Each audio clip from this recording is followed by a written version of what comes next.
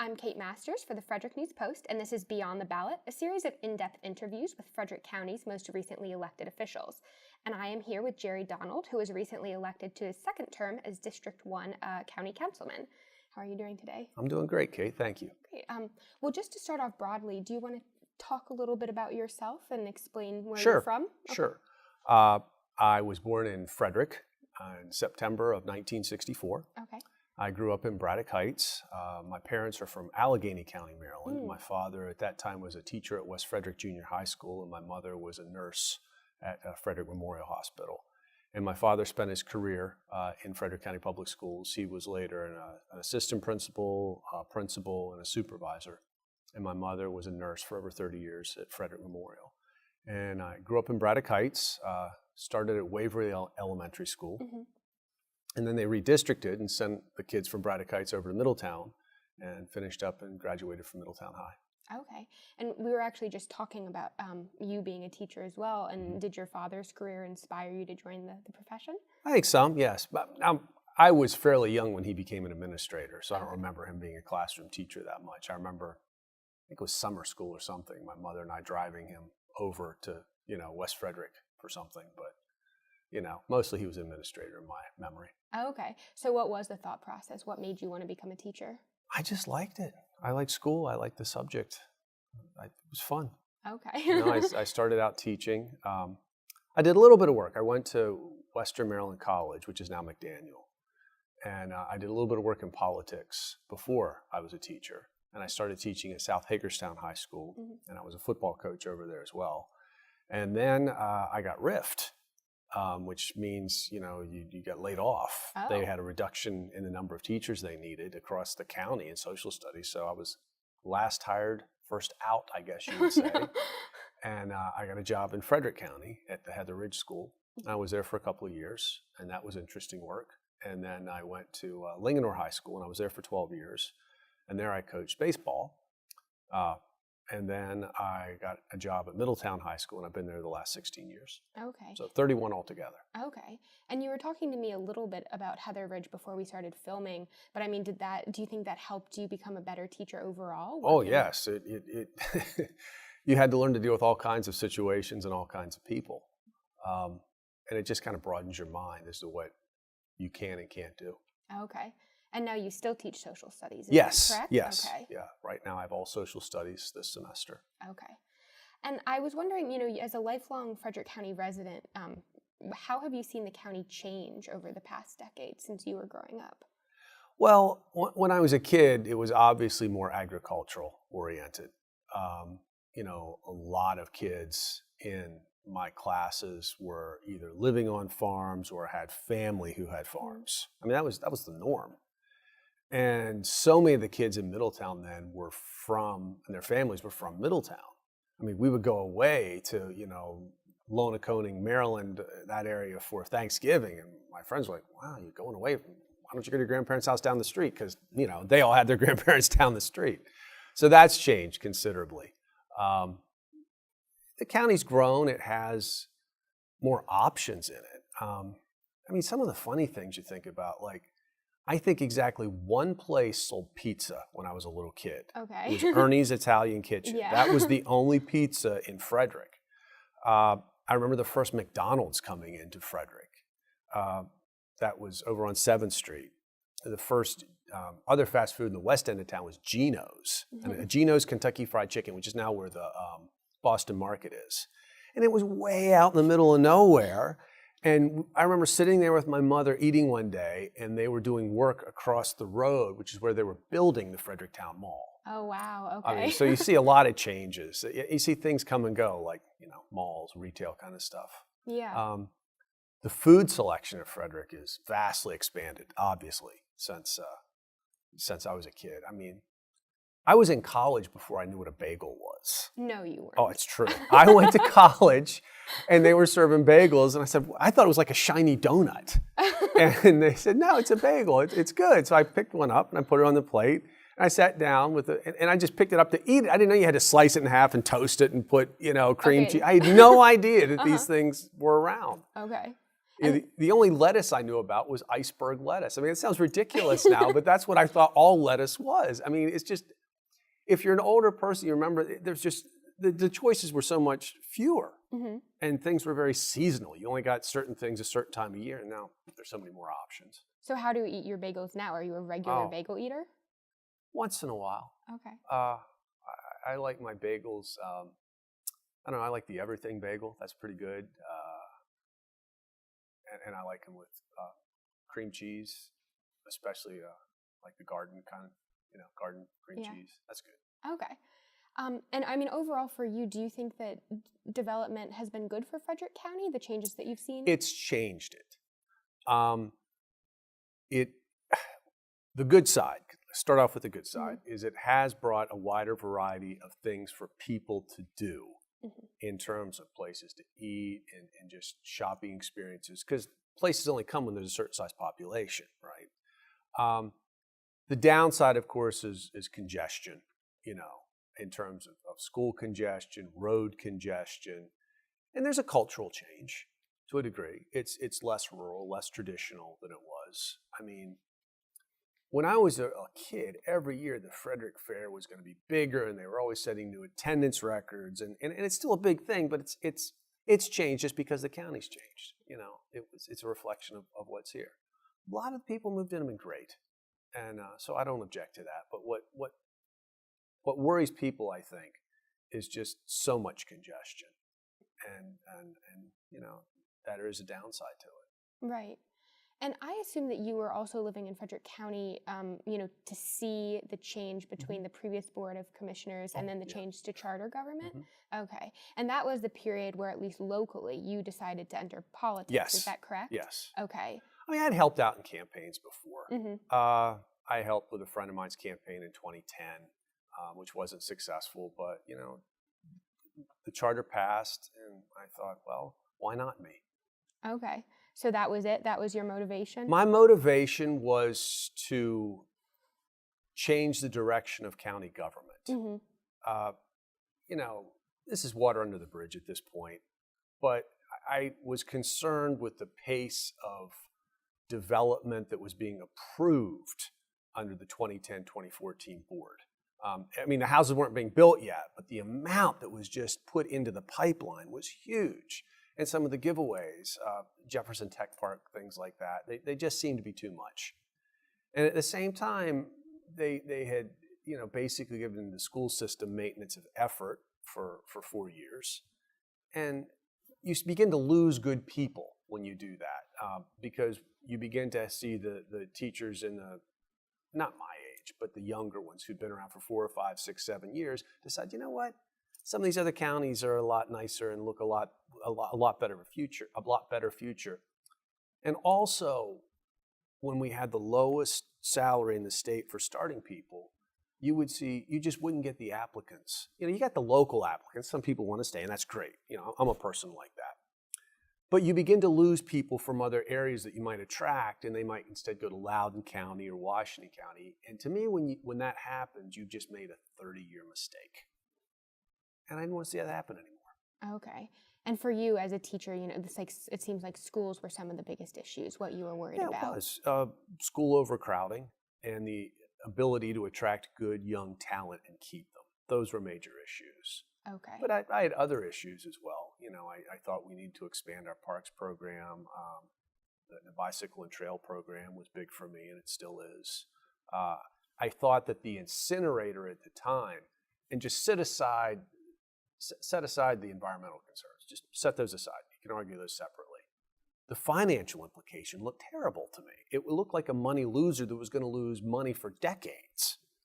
So, as I said, why not me? Yeah. Right? Why not get involved? If you're upset with things, why not give it a try? Why not try to change things? Yeah. Worst case scenario, you lose, and you're not in office. And if you don't run, you're not in office. So it's a year of your life. Yeah. You give it a try. Yeah.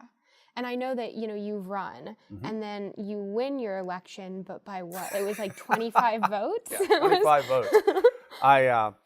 So on election night, I was down 60 couple votes in 2014. It's a good try, right? I wasn't upset. I was disappointed, but I thought I did my best. And then 2 days later, they counted the first batch of absentee ballots. They count them in separate batches. And we were tied. Okay. So that stayed that way for 5 days. And then they counted the next batch of absentee ballots, and I was down 3 votes. And then they counted the last batch of absentee and provisional ballots, and I won by 25. And were you just jubilant? Oh, I was very happy. I was like, that's a big thing. I mean, 10 days after the election to finally pull it out. And I got a lot of nice congratulations from people. And, it was a big difference, it turned out, on the first council. I mean, that meant a huge difference in the leadership and what the agenda would be and whether there would be budget cuts. Yeah, that made a world of difference. Right. And I mean, going into the council as sort of a freshman legislator, if you will, I mean, what were your biggest priorities? What did you immediately want to get done? The budget. The first bill I wanted to get through had to do with what are called riparian buffers. The previous board had changed the riparian buffer rules that allowed more development near streams and rivers. And I thought, that's a bad idea because riparian buffers really are a good source of absorption of pollution before it gets into the water.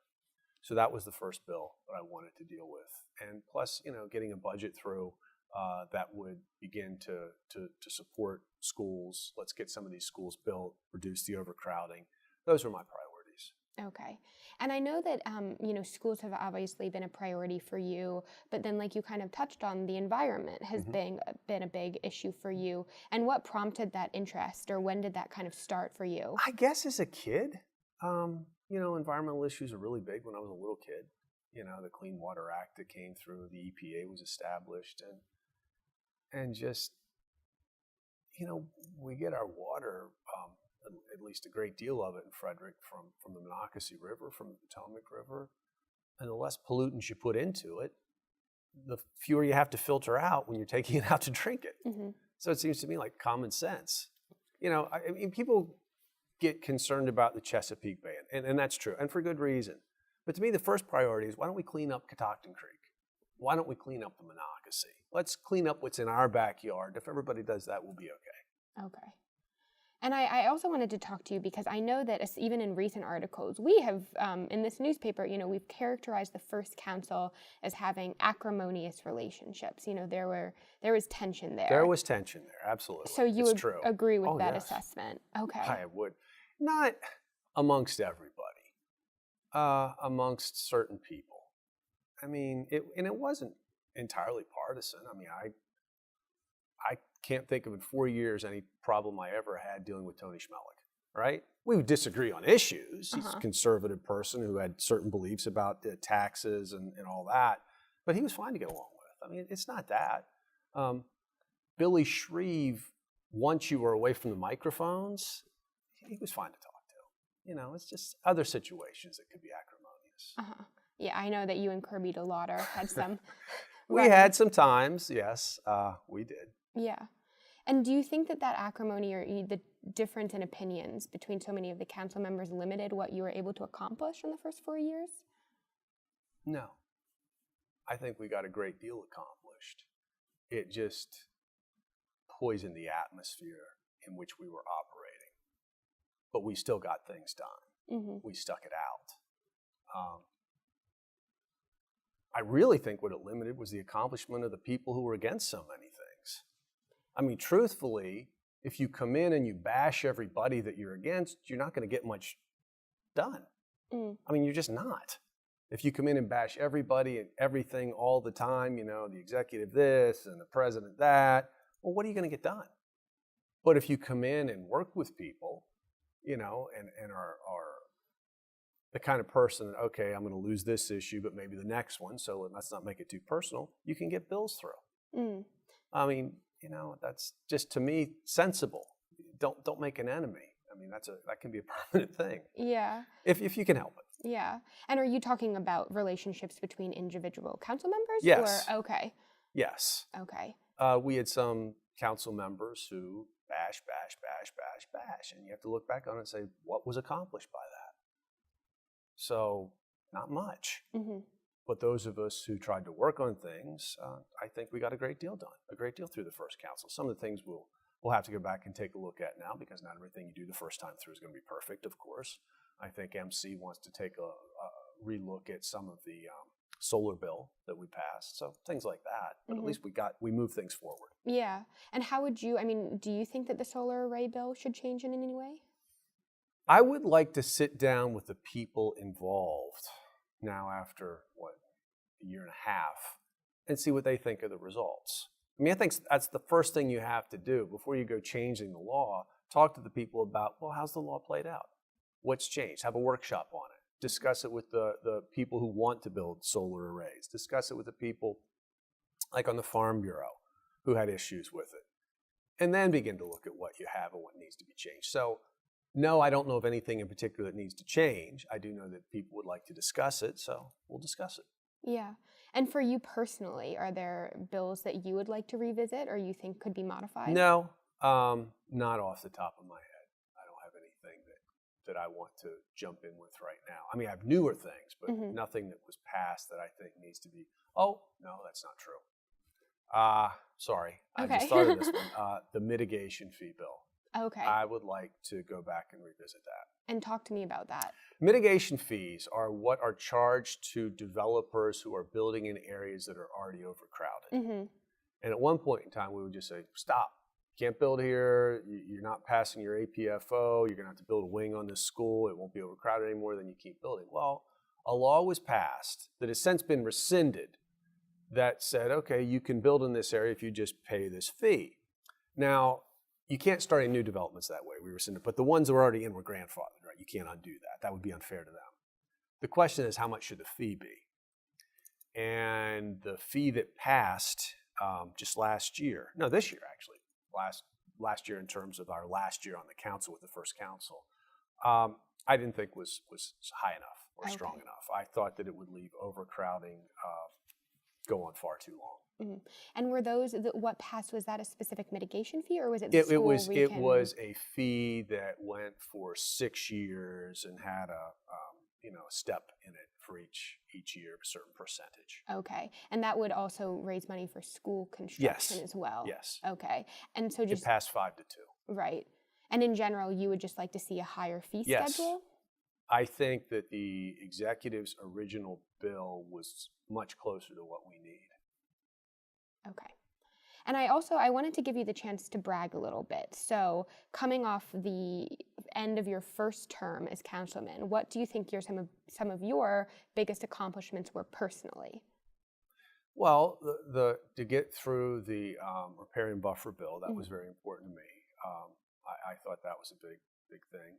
I got a bill through concerning just giving notification to people whenever there's a zoning change in their area, because people would, I didn't know about this. What's going on here? Well, now you'll get a note from the county if it's anywhere near your property. Well, if it's borders your property. And I got through a tax credit for senior citizens. And I worked with Kirby DeLauder on this. Let bygones be bygones, right? But he wanted to do a certain thing at one end in terms of raising the amount of money that people could apply for the tax credit. And who I wanted to really help out were the poorest people. To me, taxes are what you pay for a civilized society. It's what you pay to make things work in the county. If you slash taxes and services, you may wind up slashing your own home value in the long run. But there's an exception. And to me, the exception is when people buy a house, often it's older widows and widowers. They bought a house in the right location. Bought it many, many years ago, and the value of that house has done this, but their income once they retired has done this. And that gap. So for the poorest seniors, the people making under $30,000 a year, they're just getting by on a Social Security check, but their housing value has gone up and up and up. Those people I thought needed tax relief. So we extended a tax credit for them to 40% of their property taxes. Because I felt that if anybody needed a tax break, it were those folks. Seniors on these fixed incomes, low-income seniors whose housing value has far outpaced their income. Yeah, and that was obviously bipartisan, like you said, and pretty popular. It wound up passing 7-0. Yeah, and how were you able to work together on that? Well, he had an idea for a bill that would raise the top rate, and he wanted to do some things with housing values, and mine was to do the bottom, and we sat down with Bud Otis, and we came up to merge it to one bill. Okay. And I know that in other cases, like you opposed former Councilman DeLauder's bill that would have given a tax credit to teachers and first responders. Yes. Yeah. I understand the idea. You're trying to attract people, so you're going to give them a tax credit, just like for their first year or so. One, the implementation to me would be difficult. A teacher, a public school, a private school, if they've come in with 10 years experience, what if they're a principal who just showed up here for the first year? I mean, how do you implement all that? Is there going to be a cap on the income of it? And secondly, I am very hesitant to take some people who make money, public money, and also reduce the amount of tax they pay. I make my money from, I'm paid by the public. I feel I should pay my full share of taxes. I feel that would be unfair for me to get a tax credit based on my job. I mean, you can argue who contributes more to society. I shouldn't go there, but to me, we need all kinds of people in society. So why should job X get a tax credit when job Y doesn't? Who are we to start making those value judgments of winners and losers? So I was opposed to that bill. Yeah, and I also know you passed an amendment that did put income and property value caps on tax credits for some seniors. Military. Yeah, and that bill passed. That was Billy's bill. And when we passed it, it had no cap on it. Right. Well, the only reason I wanted to put a cap on it was to make it equal for everybody else. If we're going to have a cap of when you get a property tax credit, you make under $85,000, that should be for everybody. Again, why should one job, and they're not in that job anymore, get tax relief that another job doesn't? That just seems unfair to me. Yeah. And did you get backlash for either of those decisions? A little. Yeah. But I still thought it was the right thing to do. Okay. And otherwise, I mean, obviously, going from the previous Board of Commissioners to the current council government was a big change, including the legislation that you all were promoting. I mean, it's a big change from the Young administration. So were there any decisions, or bills that you tackled in your first term that you thought were really controversial in terms of public opinion? Oh, yes. Were you around for the English language debate? That was before I know about it. That was most definitely a hot button issue. Right. I was getting email from people. This network that came out from Northern Virginia brought the bill up to their supporters around the country. So I would get emails from all over the country about it. It was like trying to shovel snow when it was still snowing. I mean, you'd answer 2 emails and 10 more would come in. That was a big one. And then any land use issue that's brought up can be pretty hot button. So we dealt with some issues there. The Monrovia Town Center decision. Right. That was a room, one that would fill the room. Yeah. And then, lately the Monocacy River Board got a lot of people. I would honestly say a lot of the people who came were from Carroll County, but it did tend to fill up the room. Well, and I wanted to talk to you about the Monocacy Scenic River Plan, because that was obviously something that, bridged all 4 years of your first term. Yeah, we didn't really get it until the last part of it. It was sort of meandering like a river does its way to us. Yeah. Well, I'm wondering, because it did suddenly, when it popped up, it really popped. Yes. And were you surprised when it turned into such a property rights debate? Yes, because that's not what it's about. Yeah.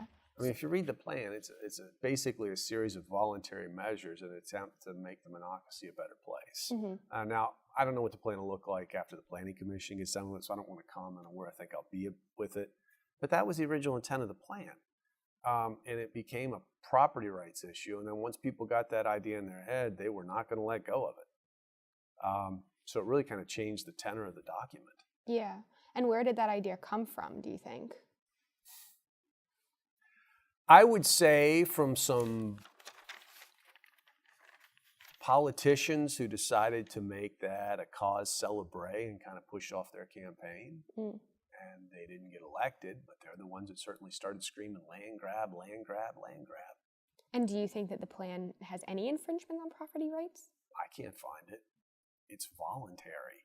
There's nothing in there that's not voluntary. I even asked that Is there anything that's planned? No, it's nothing. It's all voluntary. How is it an infringement on your property rights then? Mm-hmm. But we'll see. I'll have to see what comes out when we get it back from the Planning Commission. Maybe somebody will find something I didn't catch. Yeah. Well, I also know that during the campaign, some of the property owners who are concerned about the plan distributed a pledge. Yes. Yeah. And you chose not to sign No. that. And why not? I think when you make these absolute pledges in politics, it's not really worth the paper it's written on. You have to make each decision as it comes. You should be forthright with people and say, okay, this is what I believe. But the facts may change sometimes when you get something and you can't say, well, I'm in a certain pledge, so in spite of the fact that all these facts are on this side, or I'm going to have to say no or yes. I don't like that sort of thing. Yeah. I'm trying to think of any pledge I've ever signed. You've never signed a pledge? Running for office or anything like that. No, I say this is what I intend to do given this certain set of circumstances. And I've tried to keep my word. I think that if you look at what I've said I was going to do and what I've done, they line up. But making those absolute pledges, I don't care for it. Okay. I think it's theater. And what did you think about the effort to try and push the plan through before the second council could take office? I don't know why they thought that was a good idea. That's such a lame duck situation. It was, before we were going to act on the plan, it's like, no, let the River Board do its job, So we had a big vote, and it was a 4-3 vote to send it back to the River Board, like, this ought to take time, let's take our time with it. And then when they get it back to the first council, where we're just about to walk out the door, like, you got to do this right now. Well, no, we don't. Some of those people made it an election issue, right? With the pledge and, you didn't sign the pledge and all. They made it an election issue. So you're going to have to live with the results of the election when you do that. And do you think that now that there's a strong Democratic majority in the council, it will pass in its current state? I don't know. Okay. We'll have to see. It's entirely possible it doesn't pass because people think it's become too weak. We'll have to see what's there when the Planning Commission's finished with it. Okay. And looking forward to the next term, what do you think are some of the other big challenges that the council is going to face? Schools, roads, emergency services. Those are all related to growth, and we have to keep up with those things. Beyond that, I would say, the livable Frederick, we have to finish out that. We're going to have to see how this composting thing goes that we passed. We've now said, okay, here's what can be done, but let's see if the market picks up on that, if we get businesses interested and farms interested in trying it out. And if we don't, we might have to look at something else. I have a personal interest, personal meaning it's a thing for me, the bike pathways and trails plan. I would like to see more people get outside and do things outside, and I think that's important to try to fund and begin to connect different communities in Frederick County without putting your life in your hands to ride on the road. And why is that a personal thing for you? Why is that your thing? Well, it is a thing I like to do. I like to ride, but besides that, I think it's a good thing for people to be able to get out and get exercise and see something besides their computer screens. Yeah. And I get a lot of people that ask about it. Constituents, I'd like to take their bike ride, but all I can do is put my bike on the back of my car and drive it down to the C&O Canal. Well, we should have more opportunities for people to get outside besides that. Yeah. Well, and is there a way that you as a councilman can help promote funding that plan? Oh, yeah. Yeah, I try to promote it, talk to the executive about it. She's been very good about getting the plan off the ground. It was basically collecting dust on a shelf before she became executive. So she's done a great job with that. We just need, it's a long-term, it's going to well outlast my time in office. It's a long-term thing, so we just kind of put it together piece by piece, and hopefully over time, if people continue to fund it, we'll have a great network that will it just makes people less isolated. Get outside, meet some people, go places, do things that don't involve starting up the car and parking the car and all that. Yeah. You see things like in Brunswick, they've come up with a kind of a little mountain biking trail thing that's been popular there. Plus, with the canal, they get a lot of people downtown for that. Up in Emmitsburg, they have like a trail system of mountain biking and things like that the people can ride up there, and they go downtown to restaurants, and it just makes little towns, it gives them an opportunity to be a destination, to catch some of those tourist dollars as well. But it's just good for people. Yeah.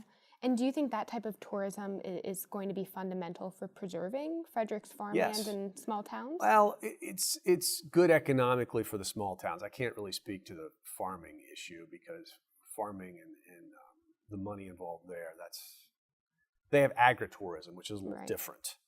Agritourism is like pumpkin patches and, that kind of thing. I think the biggest thing preserving agriculture in Frederick County are preserving farms. We've done a great deal to try to preserve agriculture in the county.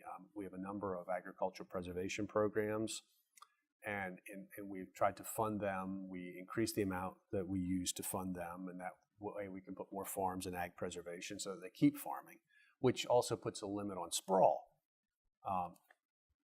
So those are good things, both for the farmer and for the people in the community who don't want to fight the traffic all the time. Right.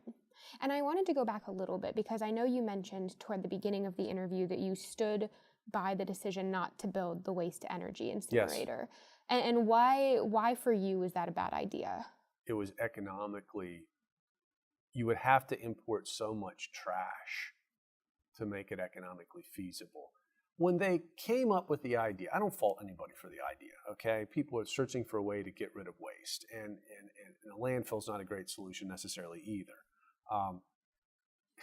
In the end, what we need to do is make less trash. But that's a little beyond a county councilman. So I understand the idea of it. Other countries do it.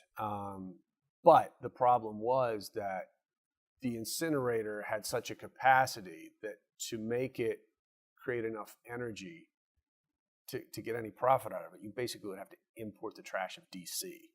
Mm-hmm. And I didn't think that was going to be politically feasible here. I mean, Montgomery County has an incinerator. They don't import any trash. They lose money on it every year. And why would you create something like that that's a huge money loser? I understand people, but what really happened was, if the price of energy was a lot higher, you'd have to burn less trash to make the money. But energy prices dropped rather than went up from the time they began to study this to the time they got to it. So by the time they got to it, it just didn't make sense economically. Yeah. And I can understand that reasoning, of course, but then I also wonder, well, where does Frederick County stand then when it comes to solid waste? Because it also doesn't seem very sustainable to keep shipping trash to Pennsylvania. It's sustainable as long as Pennsylvania wants it, and fuel costs are moderately low. It is sustainable for a couple of decades for what we have in the landfill space. If that number ever changes, if fuel prices, we have this trade war or tariffs or whatever, and we wind up with oil pushing gas up to $5 a gallon, then we have a different conversation. And is there a way for you as a councilman or as a part of a council to help reduce waste in Frederick? Well, that's one of the reasons we went with the composting, because the weight of that is like almost half the trash, food waste. It's very heavy stuff. So if you can compost it, you save a whole lot of weight, a whole lot of shipping costs, landfill space, less methane, all that. Yeah. And I know that over the course of the campaign, in your entire tenure as a legislator, you've always pushed increasing the number of first responders. Mm-hmm. That's been a big issue for you. Well, not just going all the way back to the people at the 911 center who take the calls. Mm-hmm. That's a huge issue for us. We burn through a lot of those people because it's a high-stress job and we don't have enough of them. And it's hard to keep them. They have a higher turnover rate than I would like to see. So that's a priority. The executive has worked hard to try to get more and more first responders out there available for people. We've been able to do that. We got the SAFER grant, which was a federal grant, so we could get those people out on the street about 3 years before we would normally have the money to train and hire them, and we're going to have more of that. Deputies, it's been a little more difficult, and just getting enough people who want to work in the county. The sheriff has given back money every year, and part of it is because we can't hire as many positions as he would like. And then, of course, we have a little bit of trouble over at the corrections center. We're trying to hire people over there as corrections officers. It's a very difficult job. At the same time, you've got MCI and Roxbury and Hagerstown trying to hire the same pool of applicants, and there are just not enough applicants who pass all the tests in terms of no criminal background, all this stuff, to get people to want to do that. And just all these jurisdictions with detention centers and prisons are fighting over the same few potential corrections officers and trying to keep people there because it's a tough job. Mm-hmm. And for you, I mean, now that you're looking at your second term, is there a way that you think that you can increase that number? I wish I had a solution for that. I mean, we try to fund, right, but we don't necessarily get enough applicants, and then it just rolls back into the next year's budget. Or if we get enough applicants, they don't pass the necessary tests to be able to get in. It's a tough sell to try to get people for some of these positions. Yeah. And do you think that Frederick County still has, is responding and response time something that we struggle with? Response time with first responders? No, we're doing great with that. Okay. And we have probably the best 911 call center in the state. And there's probably no doubt about that. We do. Jack Markey does a great job over there. I'm just saying ways to make it better would be to get some more people in there, reduce some of the stress, reduce turnover so you don't have to train people.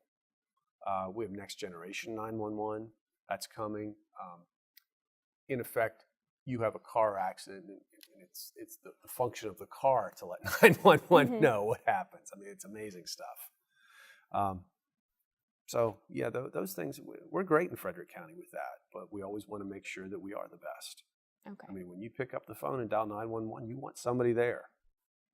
So. Yeah. And I also wanted to touch on development because I know that the pace of development was one of the reasons that you decided to enter local government in the first place. Not quite the pace as much as the potential because so many things have been approved, they just weren't being built yet, but you could see it coming. Right. It's like water building up behind a dam. It's going to come, okay? Yeah. So, yeah, that was a big issue for me. And we didn't approve much new housing in the county. When people see a lot of the new housing being built, it's built in municipalities, and that we don't control. If the city of Frederick, if any of the municipalities, Newmarket, Thurmont, whoever, if they want to do something inside their town limits, that's their call. I mean, we can say, okay, here's the impact fee. Here's what we have to do for schools. That they have to live with that, but they can build if they want to build. So most of the development in the county right now has either been, actually the vast majority of it was either stuff that was pre-approved before we got there or is in municipalities. So do you still feel concerned about development in Frederick? I am concerned. I'm mostly concerned with the congestion from it and its impact on schools. I don't want to see, I've lived through teaching in overcrowded schools. Right? When I was at Linganore, before Urbana was built, before Oakdale came along, you had a school that was built for, I don't know how many hundred kids, maybe 900,000 kids, maybe 1,200, and you had 1,800 people there. And you had what we used to call portable city. And what that meant was you had 4 lunch shifts that were so crowded that you had kids occasionally bringing their trays back to the classroom because they never got to eat. They spent the entire time standing in line to get a lunch. When you had class changes, just because you've added portables capacity doesn't mean that the hallways inside the school building got wider, right? There's still, it was like a wave of humanity coming at you. And this is very important to me. Portables aren't as safe as they should be. When I started teaching portables in the 90s, the portables haven't changed. But what happens in the world has changed. We try to make schools secure. You have to go through, into the front office. We got things glassed off out here, so everybody coming in has to check in, that kind of stuff. Portables are sitting ducks. They really are. And securing them is very difficult for a school. So the fewer of those we have, the more secure our kids will be in the system. So that's why that's a priority for me. I taught anyone for years. They have their pros and cons as a teacher out there. You can control your room temperature better. You do have, it's not all negative as a teacher, but it's the getting in and out of the building that's a problem. It's raining on the kids and all that stuff. portables themselves aren't built too well. I mean, I had one that the floor rotted out where he came in the doors and just stood on the carpet. You could feel like a sponge. I had one kid one time come to the door, and he thought it was just closed. He didn't realize it. I had failed to unlock it. I mean, I turned the key one way, which just lets me in, but it didn't. He yanked it. He pulled the door off. I mean, and he was in 9th grade. It wasn't like he was like a big, a senior tackle on the football team. I mean, they're just not that strongly built. That's just the way they are. Yeah. You know, they're temporary. They're supposed to be temporary. Right. And, you know, you brought up the security issue as well. And I mean, this is not necessarily council related, but as someone who teaches, it's a Board of Ed thing. Yeah. But has school security become more prevalent in your mind since, you know, in the past year? It's become more prevalent since Columbine. I would say to you, the school system has a plan. There's a protocol you're supposed to follow. And then probably every teacher in the system, whether they tell you or not, has their own plan. You know, okay, where am I going to move the furniture? How can I block the door? Where can I put the kids? Can I get the kids out of here in this situation? You know, if I hear a shot down there, am I close enough that I want to hide, or am I far enough away that I want to get everybody out of there as quickly as possible? Yeah, every teacher has to make those decisions. You know, if an intruder comes in, what can you use against the intruder? Can you get the kids, to throw furniture? You're starting to think things that nobody thought about when I started in the career. Yeah. But you're trying to survive. And do you have a plan? Every teacher has a plan. Yeah. Every single teacher has a plan. You know, and the system changes what it wants to do. I mean, years ago, probably 12 years ago, when we first had our first plan, we were told to close our doors, lock it. That makes sense. And then count the number of kids in the room and put a note outside the door saying how many people were in the room. And we all said, well, that's crazy. That way somebody with a gun knows how many victims he has potentially in there. I mean, come on. Well, the system figured out that was a mistake. So now you're basically given the idea is you have to make your own decision. With kids, you have a meetup spot outside. Look, if we get out of here, we're all meeting up at I'll just pick a place where the band keeps all its equipment in the shed outside. Let's meet up at the band shed. We take a walk out there. You know, each class gets to see where we should meet up. And we have to make decisions. If we have a drill, do we get out there? How quickly can we get out there? Do we stay in? Do I just lock the door, shut everything, throw some things against the door, turn the lights off and hope for the best? I mean, you have to make those decisions. Every teacher kind of, in effect, is licensed to make their own decisions in that situation. What do you do if the best decision is to get all the kids out because we know the person's the other side of school and you've got 2 or 3 kids just frozen there? Yeah. They can't think. They can't move. It's real. What do you do with them? I mean, this is all on teachers now to deal with this. It's just the way the world is. Yeah. And at a county level, is there anything that we can do to help teachers with that or help them feel more safe? Because I know school security was something that even Sheriff Jenkins mentioned. Yeah, it's a big thing. I think getting kids out of portables.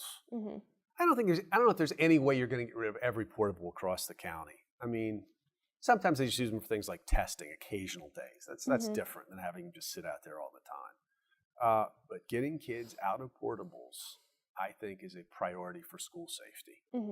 I really do. Because you think, you know, if you can picture the way a lot of portables are, you got basically like a wooden deck and maybe 4 portables feeding off of it. Yeah. Doors all go out to the deck. It's just not secure. Yeah. The easiest way to get to that portable is to park your car and walk over to it. I mean, you don't have to go through all this security stuff inside the school. Yeah. So getting kids out of those situations, I think, is a priority. Yeah. And obviously that relates back to development. It relates back to mitigation fees, which we talked about. Yes. And I also wanted to ask, and I'm going to read this because I want to make sure that I get it right, but I know that a lot of people have talked about the developer rights and responsibilities agreements. You know, it's been, I know, a big focal point for County Executive Gardner. She has been critical of several of the agreements that were entered into under the last Board of Commissioners, you know, and it's something that's still brought up even after the first term of the County Council. So is there anything that you all can do to mitigate the effects of those agreements, even though they were entered into before your terms?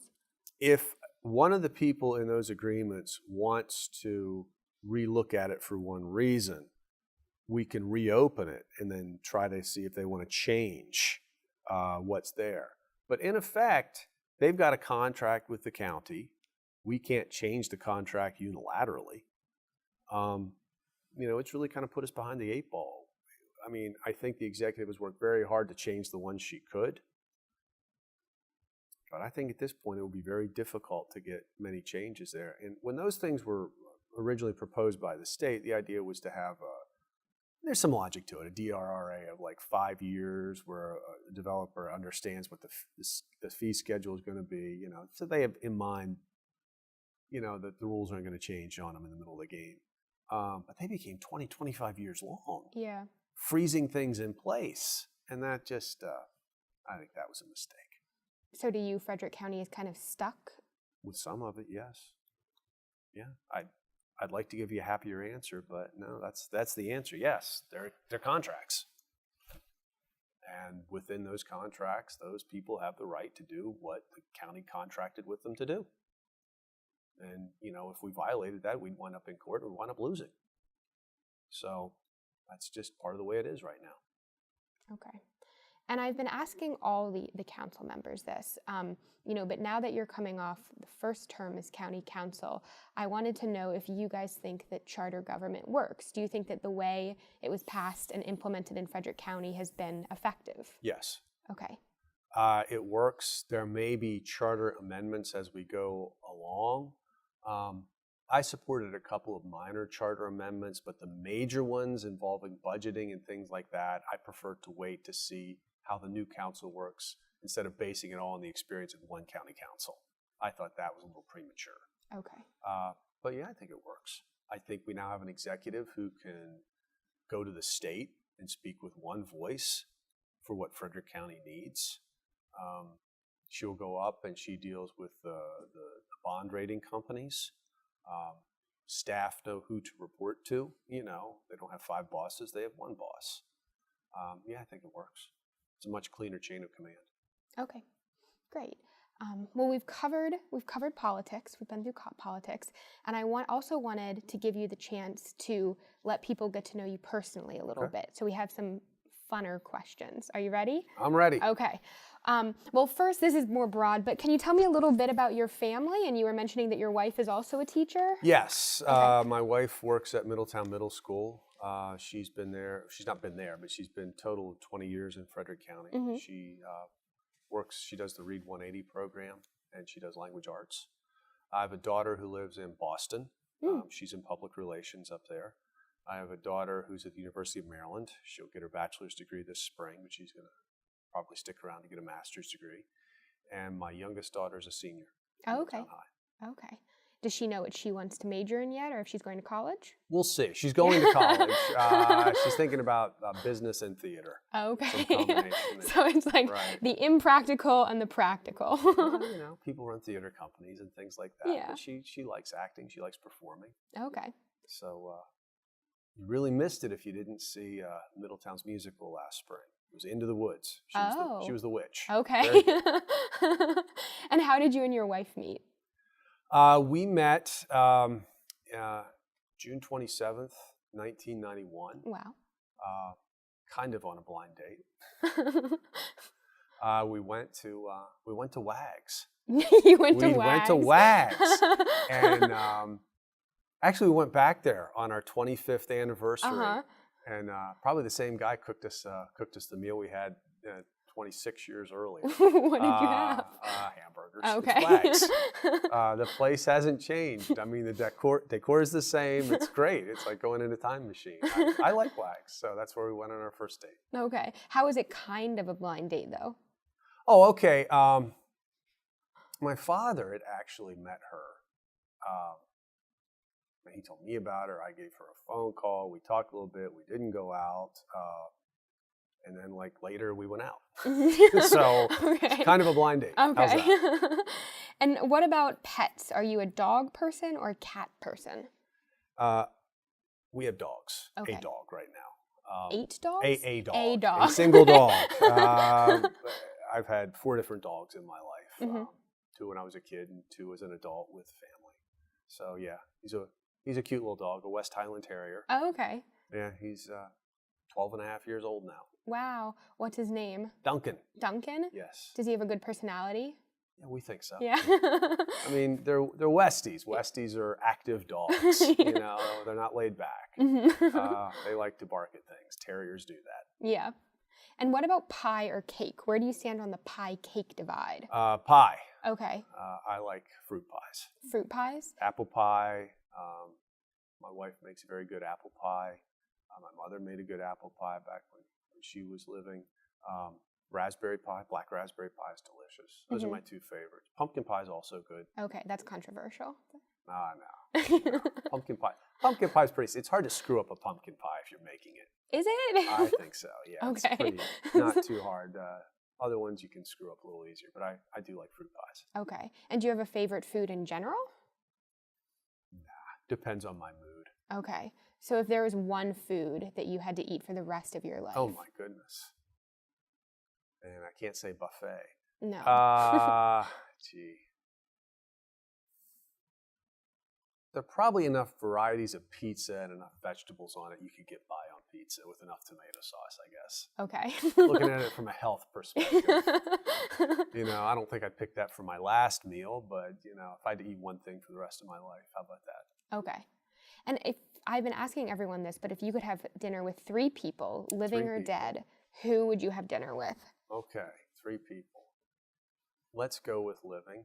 Okay. Picture this dinner party. I get to sell the pay-per-view rights, by the way.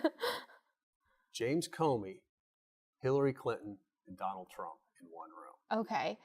I mean, that would be... That could be either a very strange and interesting conversation or wind up as a food fight. I don't know which. And are those the 3 people you'd actually want to talk to, or are there other people? No, I'm just thinking putting 3 people together in a room that would be fascinating. No. If you were just going to orchestrate. If I had to put 3 people together in a room, you know, just to see what would happen. A social gathering. Orchestrate a social gathering. Okay. Let's see. Abe Lincoln. He'd be pretty fascinating, right? Let's see. Mohandas Gandhi. Okay. And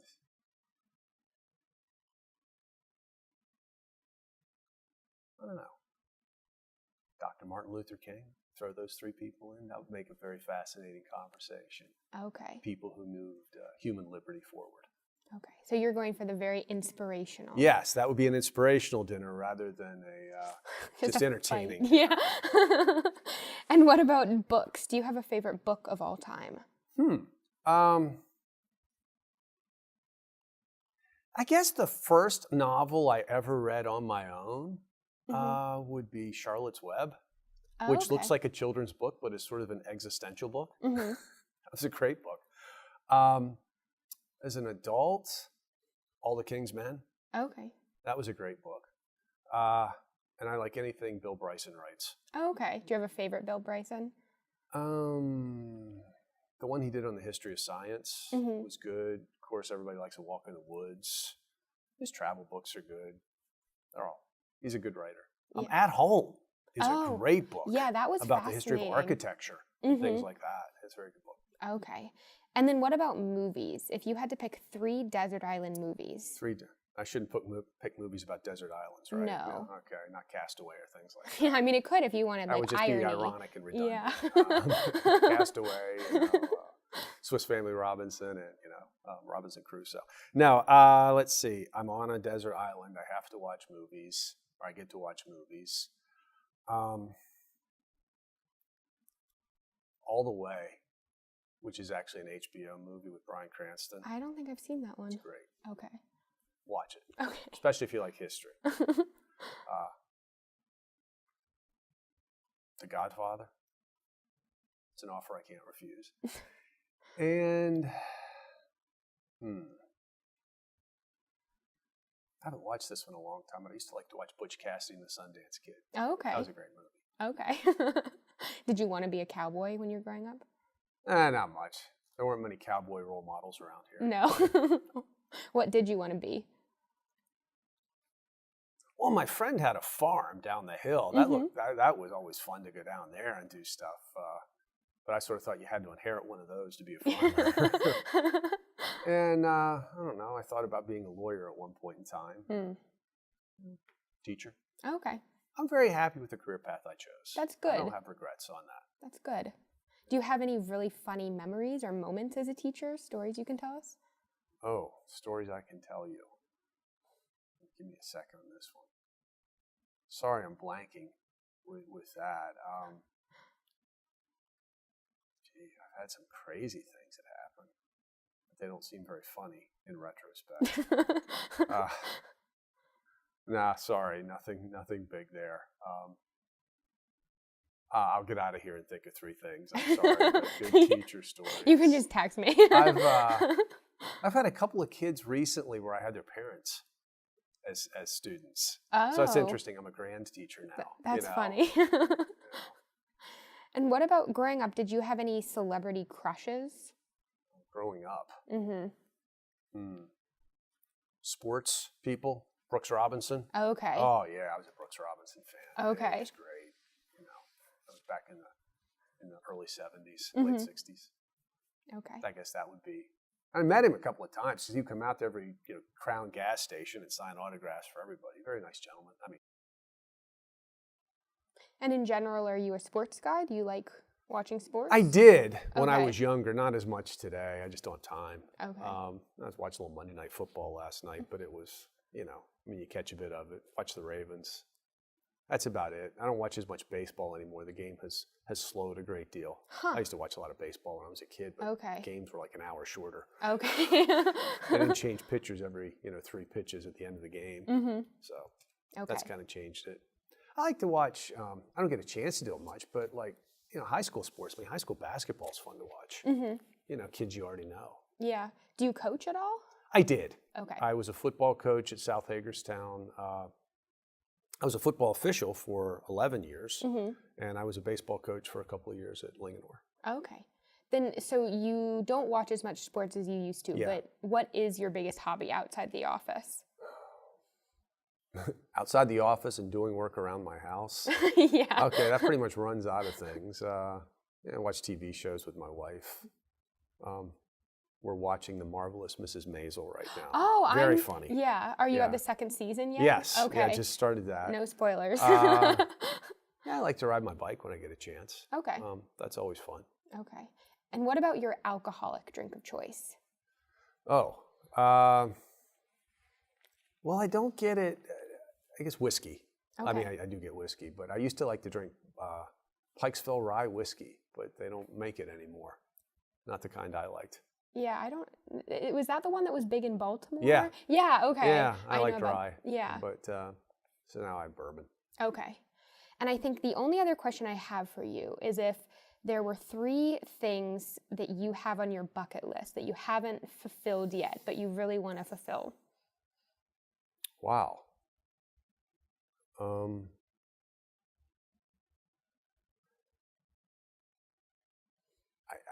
I've been to 48 states. Okay. So I'd like to see Alaska and Hawaii to make it 50.